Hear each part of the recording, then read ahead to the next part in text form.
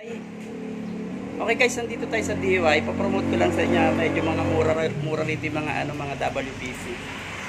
Ito, meron pa tayong taga-tapas.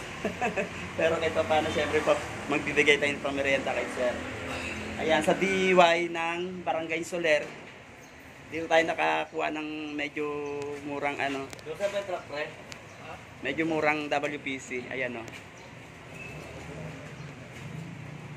Marami kasi sa iba, maraming tinda pero medyo tapos meron na rin silang shower enclosure, shower. Yan, puro mga black. Pasyal lang kayo rito. Pwede kayong tumawad kay ma'am.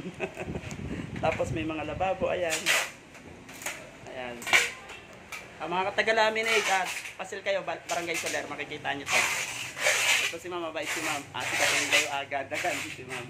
Bibigyan pa kayo ng discount pagka nasanay kayo rito. Tapos meron silang mga, laboratory na nakahang.